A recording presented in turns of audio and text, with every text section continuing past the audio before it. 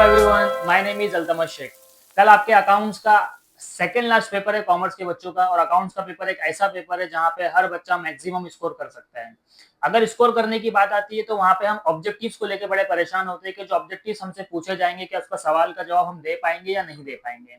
तो बच्चों, अभी जो मैं वीडियो बना रहा हूँ सिर्फ और सिर्फ अकाउंट्स के ऑब्जेक्टिव्स के लिए बना रहा हूँ, जहाँ पे हम important fill in the blanks को, इंपॉर्टेंट ऑड्स वन को, important answer in one sentence को डिस्कस करेंगे।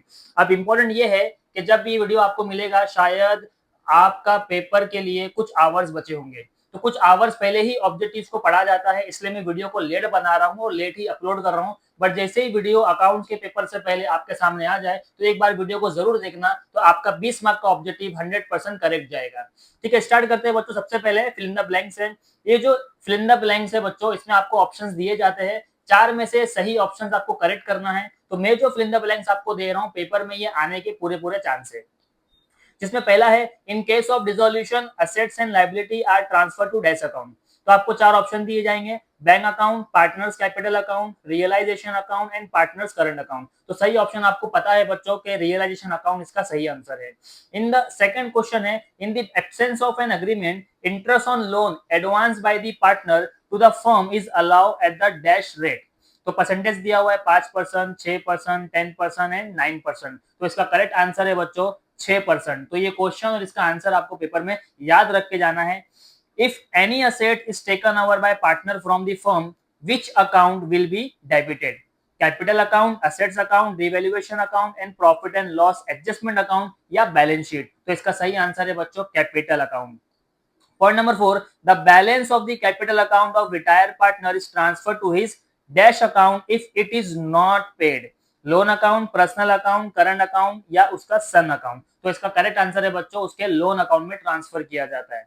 उसके बाद next fill in the blanks जो पेपर में पूछा जाएगा, income and expenditure account is dash account. तो इसका आंसर होगा कैपिटल, रियल, पर्सनल, नॉमिनल। तो इसमें से एक ऑप्शन करेक्ट है बच्चों, और वो है income and expenditure account is nominal account. Okay बच्चों, उसके बाद पॉइंट नंबर 6 है, maximum number of partners in a firm are dash according to companies act 2013। ये तो हर बच्चों को इसका जवाब पता होता है। इसका आंसर है 50। आपको ऑप्शन में दिया है 10, 25, 20 और 50, और करेक्ट आंसर है बच्चों 15। उसके बाद डेथ इज कंपल्सरी डैश, कि डेथ को कंपल्सरी क्या माना जाता है? Dissolution, admission, retirement, winding up. और बहुत ही इजी आंसर है बच्चों, आई होप इसको पता आपको पता होगा इसका answer, that is death is compulsory retirement. उसके बाद क्वेश्चन है बच्चों, द पर्सन ऑन हुम अ bills is drawn is called. जिसके ऊपर बिल बनाया जाता है, ड्रॉवी होता है, पेई होता है, ड्रॉवर होता है या एक्सेप्टर होता है? तो इसका करेक्ट आंसर है बच्चों drawee is the right answer. Next question, to find out net profit और net loss of the business which account is prepaid? Trading account, capital account, current account, profit and loss account? बच्चों देखो सवाल में ही answer है, profit पता करना है तो आपको क्या बनाना पड़ेगा? Profit and loss account. Next, from financial statement analyzes the creditor are especially interested to know dash liquidity, profits, sales, share capital. शायद ही ये चैप्टर कोई बच्चा पढ़ के जाता है, लेकिन इसके ऊपर ऑब्जेक्टिव्स बनते हैं फाइनेंशियल स्टेटमेंट के ऊपर, तो ये ऑब्जेक्टिव आपको जरूर पूछा जाएगा बच्चों। तो इसका करेक्ट आंसर है, जो क्रेडिटर फाइनेंशियल स्टेटमेंट से जानना चाहता है वो है लिक्विडिटी। नेक्स्ट क्वेश्चन, अगला क्वेश्चन है बच्चों, the due date of bill drawn for 2 months on 3 November 2019 will be. तो ये 3 नवंबर नहीं है बच्चों, करेक्शन है, दैट इज 23 नवंबर।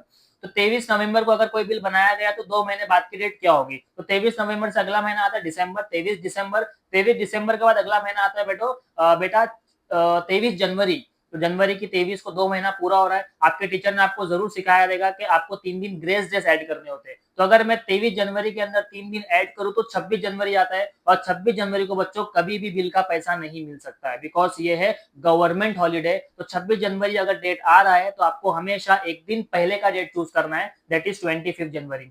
तो 3 ऑप्शन है, 4 ऑप्शन है, 23 जनवरी, 25 जनवरी, 26 जनवरी और 25 जनवरी। तो आपको ध्यान में रखना है 25 जनवरी और 25 जनवरी 2 है बच्चों, अगर आप ध्यान से देख पा रहे हो, एक 2019 का है और एक 2020 का है। तो सही बात है, अगर 2019 नवंबर में बिल बना है तो जनवरी आएगा 2020 में। तो इसमें गलती नहीं करना। बच्चे काउंटिंग तो कर लेते हैं लेकिन ईयर नहीं देख पाते, तो 2020 वाला जनवरी करेक्ट आंसर है। 26 जनवरी से पहले आपको बिल का पैसा मिलेगा, that is 25 January.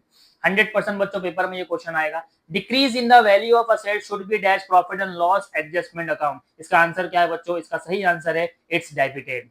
Next question, the interest on drawing is transfer to dash of side the profit and loss account. तो ये कहां किया जाता है? इंटरेस्ट ऑन ड्राइंग बच्चों प्रॉफिट एंड लॉस अकाउंट के क्रेडिट साइड किया जाता है। नेक्स्ट क्वेश्चन है, if goodwill is raised to the extent of retiring partner share which account is to be debited. तो करेक्ट आंसर है गुडविल अकाउंट को debit किया जाता है। नेक्स्ट क्वेश्चन है बच्चों, which extra days are allowed over and above the period of the bill। कितने extra days दिए जाते हैं? 2, 3, 5, 10। अभी हमने जस्ट क्वेश्चन सॉल्व किया, दैट इज 3 डेज एक्स्ट्रा दिए जाते हैं और इन 3 डेज को ग्रेस डेज कहते हैं बच्चों, ये भी आप याद रखना है। In the statement of profit और loss interest on capital is dash. तो आपको ध्यान में रखना है कि जो भी इंटरेस्ट ऑन कैपिटल आपको दिया जाता है shown as a subtraction, यानी इसको माइनस किया जाता है। In the statement of profit and loss interest on capital is shown as subtraction। Addition इसका करेक्ट आंसर नहीं है, इग्नोर इसका करेक्ट आंसर नहीं है, मल्टीप्लाइड इसका आंसर नहीं है। इंटरेस्ट ऑन कैपिटल बच्चों सब्ट्रैक्ट किया जाता है और इसका उल्टा अगर मैं आपको बताऊं, इंटरेस्ट ऑन ड्राइंग को ऐड किया जाता है। तो इंटरेस्ट ऑन ड्राइंग के लिए एडिशन याद रखना, इंटरेस्ट ऑन कैपिटल के लिए सब्ट्रैक्शन याद रखना। उसके बाद है next question is question number 17, wages paid for installation of machinery should be debited to dash account. तो आपको याद रखना है कि अगर आपने कोई भी मशीनरी असेट का खर्चा वेजेस में मिला के रखा है तो आपको मशीनरी से डेबिट करना है उसको। तो करेक्ट आंसर क्या है बच्चा? मशीनरी इसका करेक्ट आंसर है। Point number 18, the profit and loss from revaluation of assets and liability on retirement of partner is shared by all partner. इसका करेक्ट आंसर क्या है बच्चों? All partner is the correct answer. Next question, in case of admission of partner the profit or loss on revaluation of assets and liability is shared by dash partner।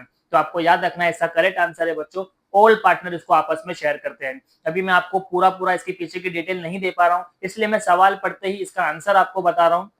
तो आपको ध्यान में रख के जाना है कि सवाल क्या पूछा है और उसका सही आंसर क्या है। Question number 20, there are dash parties to the bills of exchange. कि कितनी पार्टी बिल्स ऑफ एक्सचेंज में होती है? तो हर बच्चों को मिनिमम ये पता होना चाहिए कि 3 पार्टी बिल्स ऑफ एक्सचेंज में होती है। 3 is the right answer. The capital of balance are ascertain by preparing dash. The capital of balance are ascertain by preparing dash. तो कैपिटल बैलेंस कैसे मिलता है? स्टेटमेंट ऑफ अफेयर बना से, cash account बनाने से, ड्राइंग अकाउंट बनाने से, डेटर अकाउंट बनाने से। तो बच्चों 11th क्लास में आपने सिंगल एंट्री सिस्टम अगर पढ़ा होगा तो कैपिटल ढूंढने के लिए स्टेटमेंट ऑफ अफेयर बनाया जाता है। तो अगर आपको नहीं पता है अभी याद रख लो कि कैपिटल ढूंढने के लिए स्टेटमेंट ऑफ अफेयर बनाए जाते हैं। Next question, dissolution expense are credit to cash bank account. आप सबको पता है कि एक्सपेंस जो है वो कैश बैंक से पे किया जाता है। तो dissolution expense are credit to cash bank account. उसके बाद बच्चों अगला फिल इन द ब्लैंक्स है 23rd, prepaid expense are shown on the dash side of balance sheet. तो आपको सबको पता है कि खर्चा अगर प्रीपेड है तो असेट्स में लिखा जाता है, तो करेक्ट आंसर असेट रहेगा। From financial statement analyse the creditor are interested to know dash. ये आपको पहले रिपीट हुआ है बच्चों, देखो फिर से मैंने लिखा है कि फाइनेंशियल स्टेटमेंट से क्रेडिटर क्या जानने में इंटरेस्टेड होते हैं, तो करेक्ट आंसर है लिक्विडिटी। ये दूसरी बार ये रिपीट हो गया। Next question, the Indian partnership act is force since 1932। तो आपको सबको पता है कि करेक्ट आंसर 1932 है, तो मैंने आपको आंसर वहां लिख के दे दिया है। नीचे आपको 4 ऑप्शन में भी करेक्ट ऑप्शन दिख पा रहा है कि 1932 is the correct answer. Last question and last fill in the blanks बच्चों, trading account is prepared on the basis of is dash expenses. तो ट्रेडिंग अकाउंट कौन से एक्सपेंस को ध्यान में रख के बनाया जाता है? इनडायरेक्ट एक्सपेंस, डायरेक्ट एक्सपेंस और ओनली एक्सपेंस। तो आपको ध्यान में रखना है बच्चों, ट्रेडिंग अकाउंट डायरेक्ट एक्सपेंस को शो करता है।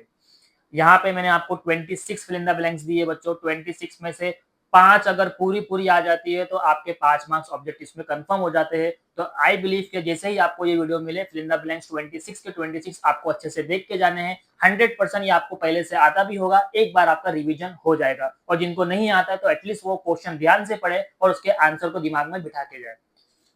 इसके बाद बच्चों हम बात करेंगे ऑड वन। ऑड वन बड़ा सिंपल होता है, मैंने इसमें आपको ज्यादा दिए नहीं है। 13 टोटल 13 क्वेश्चंस मैं आपको दे रहा हूँ। 13 में से आपको छांटना है कि कौन सा ऑड है। जैसे कि subscribe capital, called up capital, paid up capital, equity share. तो देखो सब कैपिटल था, तो करेक्ट आंसर क्या है बच्चों? Equity share.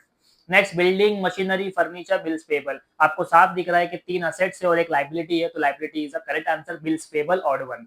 Retaining of bill, noting of bill, discounting of bill, endorsing of bill, तो रिटेन करना, डिस्काउंट करना, एंडोर्स करना ड्रॉवर कर लेता है, लेकिन ड्रॉवर नोटिंग नहीं करता है, तो noting is the odd one.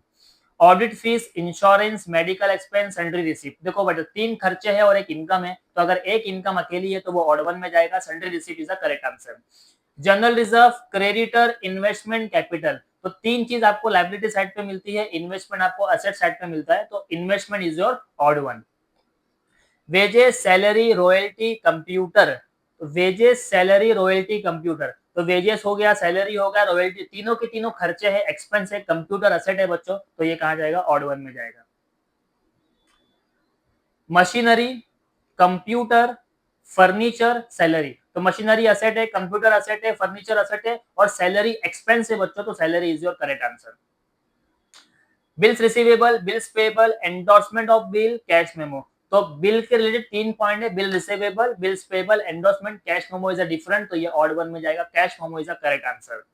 Equity shares, preference share, debentures, investment, तो तीनों के तीनों आपको पता है कि शेयर्स है, इन्वेस्टमेंट असेट में जाता है, तो investment is the odd one. Contra, payment, receipt, expense, तो कॉन्ट्रा हो गया, पेमेंट हो गया, रिसिप्ट हो गया, तीनों तीनों एक साइड में आते हैं, एक्सपेंस इज अ डिफरेंट, तो expense is your correct answer.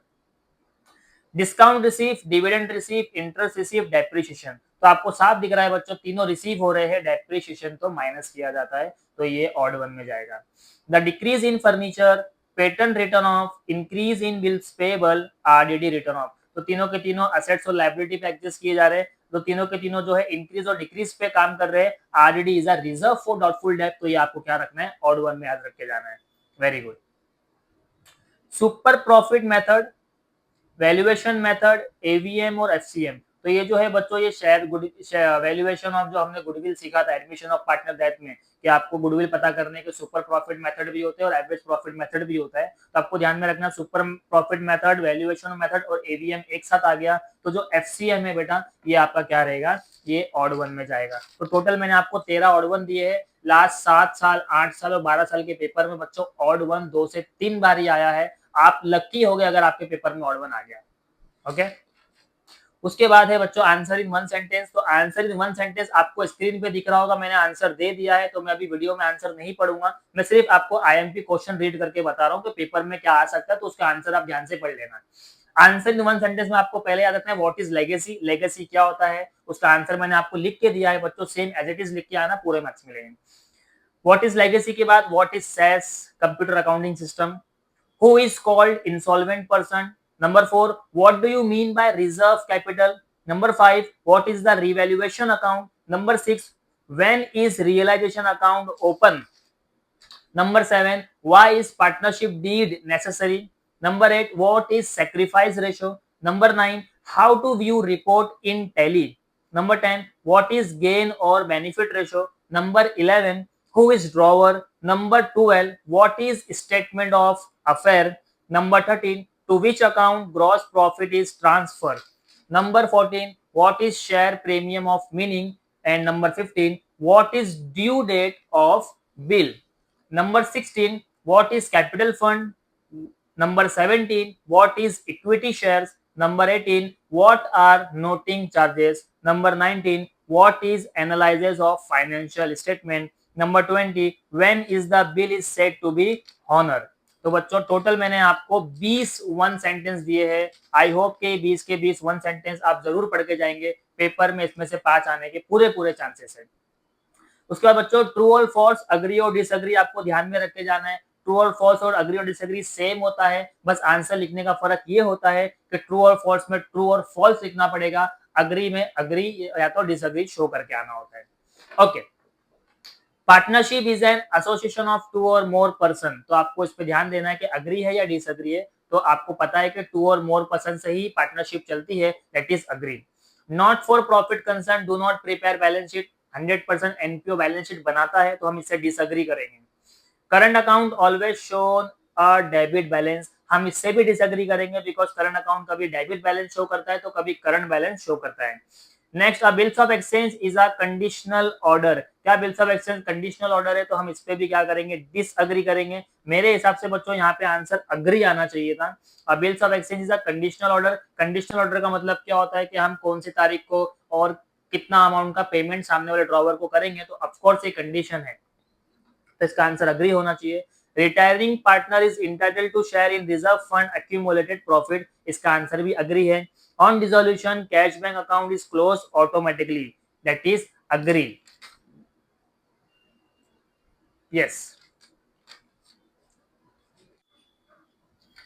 Okay बच्चों, इसके बाद अग्री और डिसएग्री के बाद ट्रू और फॉल्स देखेंगे। ट्रू और फॉल्स में फटाफट मैं क्वेश्चन को रीड करूंगा, आंसर देखते जाना, आप बाद में इसको अच्छे से पढ़ लेना। पहला क्वेश्चन है, an honour of bills means payment in accordance with the apparent tenor of the bill, तो answer is true. The issue of debentures more than the face value is termed as an issue of debenture profit, answer is false. Question number 3, return inward is deducted from the purchase, answer is false. Ratio analysis is useful for inter-firm comparison, answer is true. Point number 5, renewal is requested by drawee to cancel an old bill and draw bill by extending the credit period. Answer is true. Point number 6, not for profit concern do not have profit motive. Answer is true. Point number 7, bank account is debited when bill is sent to the bank for collection. Answer is false. Point number 8, a new partner is admitted in the firm for getting additional capital and skill. Answer is true. Point number 9, closing stock is always valued at market price. Answer is false. Point number 10, shares are always issue at par, answer is false. तो बच्चों इसमें बहुत सारी चीजें ऐसी है जो आपको डायरेक्ट समझ में आ रही है, और बहुत सारे क्वेश्चन ऐसे होंगे जो डायरेक्ट समझ में नहीं आ रहे होंगे, बट मैं आपको भी एक्सप्लेन नहीं कर सकता हूँ, टाइम कम है, तो आप सिर्फ क्वेश्चन के आंसर याद करके जाओ। Question number 11, retirement of bill means payment of the bill before due date, answer is true. Share forfeited, balance is transferred to capital reserve account, answer is true. Gross profit depends upon net sale, answer is true. The inland bill which is drawn and payable in the same country, answer is true. Inland bill को जाता है। Question number 15, on dissolution cash bank is closed automatically, answer is true. A bill cannot be deposited into a bank for collection, answer is false. Question number 17, a person to whom or as per his order amount of bill is payable as payee, answer is true. Analysis of financial statement is a tool but not a remedy, answer is true. Partnership is an association of two or more person, answer is true. Question number 20, retiring partner is not entitled to share in general reserve and accumulated profit, answer is false. Point number 21, dissolution take place when the relation among the partners comes to an end, answer is true. तो total मैंने आपको 21 true और false दिए, 100% इसमें से कोई 5 आपको आएगा, तो 21, चाहे आपको क्वेश्चन समझ में आ रहा हो या नहीं आ रहा हो, स्क्रीन पे मैंने आपको आंसर भी दिया है और उसके क्वेश्चंस भी दिए हैं, वो याद रख के चले जाना। Best of luck for your paper.